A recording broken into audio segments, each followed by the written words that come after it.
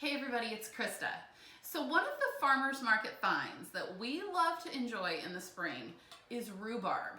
But if I said rhubarb to you, I guarantee that you would probably think of a dessert, or you would think of something that grandma used to make, like rhubarb pie or, some kind of rhubarb sweetened dessert.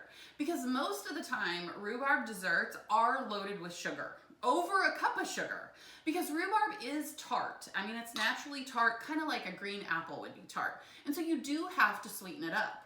But one of the keys with not going crazy on the sweetness is pairing rhubarb with other fruits or other natural sugars. So the first thing I wanted to show you is we did make a dessert. We made a strawberry rhubarb crumble. And so this is so easy. And if you have a cast iron skillet, even better. So all we did was we took rhubarb stalks, about 6 stalks, and then we diced those up and we put them in a skillet with about 2 cups of strawberries and an apple chopped. You don't even need to peel it. And so the sweetness in this is coming from the strawberries, the apple, and we added a little bit of orange juice. So 1 to 2 tablespoons of orange juice. And then we sauteed that up just till everything got tender, preheated the oven to 375, then made a crumble to go on top that is with rolled oats and almond flour, a little coconut oil, and then dates is the sweetener in the topping. And we crumbled all that together, mixed it up, put it on top, and baked it for 30 minutes. And pulled it out, and then this is what you got, which is perfect with a scoop of vanilla ice cream or a scoop of plain Greek yogurt would be fantastic. But it's just the right sweetness. So you've got the sweetness coming from all those other sources rather than just dumping a bunch of sugar in there.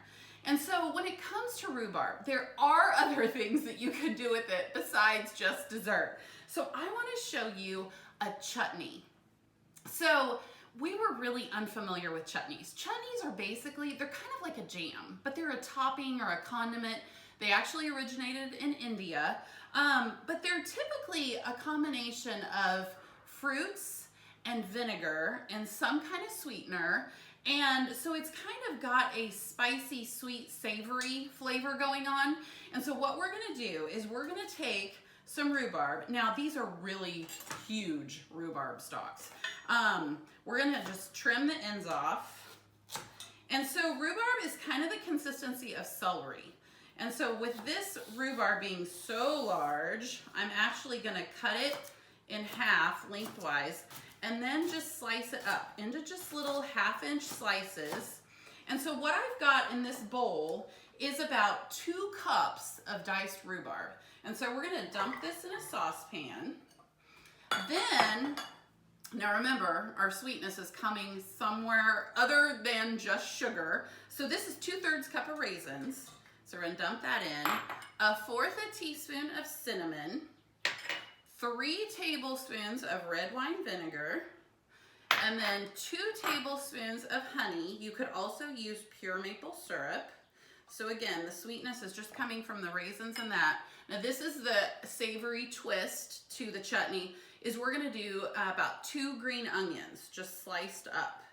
And so what we're gonna do is we're gonna put this on the stove and we're gonna bring it to a boil and then reduce the heat a little bit and let it simmer and stir it occasionally for about 8 minutes until your rhubarb is tender and everything's gonna kind of break down and become kind of like a jam. And so while this is on the stove, we're actually gonna grill some chicken breasts with just salt, pepper, and dried thyme. This would also be great on fish. But we're gonna grill some chicken breasts and then come back and the chutney and the chicken will all be done and we'll show you what we're gonna do with it.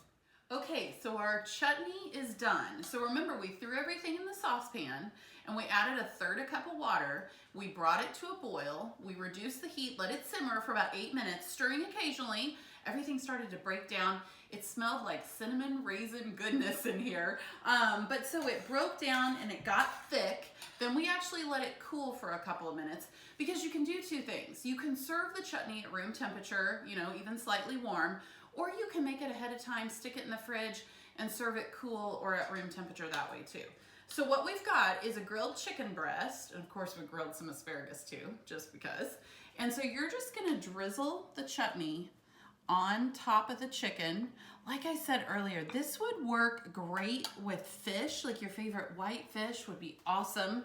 But it is absolutely delicious. Now, totally personal preference. While this chutney is cooking, you could add a chili pepper or some red pepper flakes in there. Dice that up and add it to get a little kick to it, but obviously totally personal preference. So we would love for you to pick up some rhubarb. Now, one little side note to know is that you typically will not find rhubarb with its leaves. But if you do, cut the leaves off and discard them because they're actually toxic. You don't want to eat the leaves. But pick up some rhubarb at the farmer's market and then go to eatrealamerica.com. All you have to do is type in rhubarb in the search bar and search the recipes. We've got everything from this chutney to this crumble, but we've even got a salsa. We even have enchiladas, as crazy as that may sound. But try, you know, the funny thing was when we bought this rhubarb, we even had a lady come up to us and say, "What are you gonna do with that?" So try something new. Go ahead and try a dessert, but try different recipes and then let us know what you think. See you soon.